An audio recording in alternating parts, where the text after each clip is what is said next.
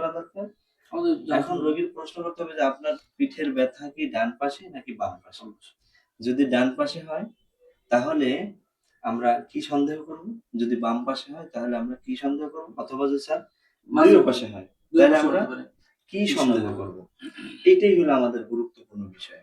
যদি রোগী বলে আমার পিঠের ডান পাশে ব্যথা, তাহলে এখানে কয়েকটা জিনিস খেয়াল করতে হবে যে ডান পাশে আসলে রোগীর মানুষের হিউম্যান বডিতে ডান পাশে কি ইম্পোর্টেন্ট পার্ট গুলো থাকে? অবশ্যই লিভার, হ্যাঁ?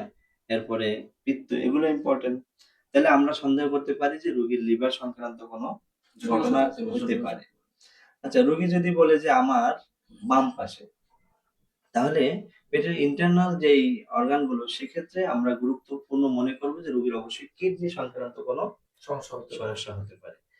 তখন আমরা যদি নরমালি রোগীদের একটা আলট্রা করি, ইউএসজি করি, তাহলে আমরা আসলে জানতে পারবো যে ঘটনাটা কোথায়। তাহলে আমাদের প্রাথমিক ফিজিক্যাল ডায়াগনোসিস হবে ডান পাশে না বাম পাশে, ডান পাশে হলে কি, কোন অর্গান গুলো ইম্পোর্টেন্ট সেগুলোকে টার্গেট করে আমরা ওইভাবে ইনভেস্টিগেশন নিব।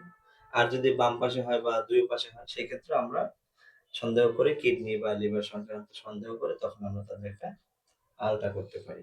ঠিক আছে না স্যার? ইনশাআল্লাহ? হ্যাঁ, অবশ্যই। এই তো বিষয়টা।